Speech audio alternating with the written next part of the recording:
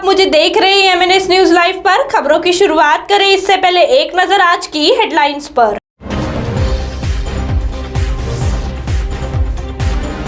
एक दिन में फिर हुई 40 की मौत। खेती में बिजली खंडित से परेशानी। मेट्रो के मजदूर की ऊंचाई से गिरने से हुई मौत। एक दिन में फिर हुई 40 की मौत। नागपुर में प्रशासन द्वारा तरह तरह के उपाय योजना के बाद भी कोरोना का प्रादुर्भाव कम होता नजर नहीं आ रहा है। पिछले सप्ताह भर आधे दिन का लॉकडाउन होने से उम्मीद की थी कि कोरोना की चेन टूटेगी, लेकिन स्थिति विपरीत बनी हुई है। एक और जहां संक्रमित मरीजों की संख्या बढ़ रही है, वहीं दूसरी ओर मरने वाले भी बढ़ते जा रहे हैं। इसी बीच 40 लोगों ने दम तोड़ दिया। कोरोना का प्रभाव जिस तेजी से बढ़ रहा है, लगता नहीं कि अप्रैल में भी राहत मिल सकेगी। प्रशासन द्वारा लॉकडाउन से लेकर अन्य सभी तरह से उपाय किए जा रहे हैं। धार्मिक, सामाजिक, राजनीतिक आयोजनों पर रोक के बाद भी संक्रमण थमने का नाम नहीं ले रहा है। तो वही दूसरी ओर खेती में बिजली खंडित से परेशानी। खेतों में बिजली खंडित करने से रोकने के लिए संभाजी ब्रिगेड ने कार्यकारी अभियंता खापा के मार्फत ऊर्जा मंत्री नितिन राउत को निवेदन भेजा। इस अवसर पर तहसील अध्यक्ष पवन लांबट और जिला उपाध्यक्ष योगेश ठाकरे की उपस्थिति रही। इस साल अतिवृष्टि के कारण किसानों का भारी नुकसान हुआ है। इससे किसान भारी संकट में पड़ गया है। इसी वजह से ऊर्जा मंत्री नितिन राउत के खेतों में बिजली आपूर्ति खंडित नहीं करने से मांग की गई है।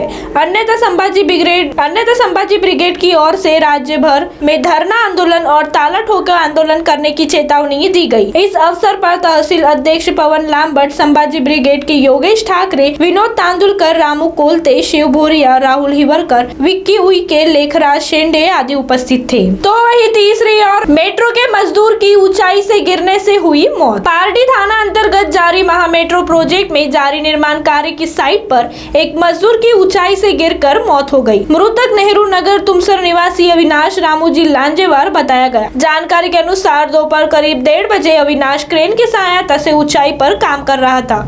इसी दौरान उसने हेलमेट और सेफ्टी बेल्ट भी बांधा हुआ था, लेकिन अचानक ही सेफ्टी बेल्ट खुल गया और वह जमीन पर आ गिरा, जिससे उसे गंभीर चोट आई। उसे तुरंत एक प्राइवेट अस्पताल में भर्ती कराया गया, जहां करीब 1.5 घंटे के इलाज के दौरान उसकी मौत हो गई। पुलिस ने आकस्मिक मृत्यु का मामला दर्ज कर जांच शुरू कर दी। अब आप हमारे चैनल को ऐप पर भी देख सकते हैं। प्ले स्टोर में जाकर MNS हिंदी लिखिए और ऐप डाउनलोड कीजिए। साथ ही साथ आप हमारे फेसबुक पेज को भी लाइक कर सकते हैं और उन पर भी खबरें देख सकते हैं। लिंक है ट्विटर, इंस्टाग्राम पर भी आप हमारे खबरों को देख सकते हैं। आप हमारे चैनल को यूट्यूब पर भी देख सकते हैं और इस यूट्यूब चैनल को सब्सक्राइब करना ना भूले। फिलहाल वक्त हो चला है एक ब्रेक का। ब्रेक से लौटने के बाद देश और दुनिया की तमाम खबरें देखने के लिए जुड़े रहिए हमारे साथ MNS न्यूज लाइव पर। नमस्कार।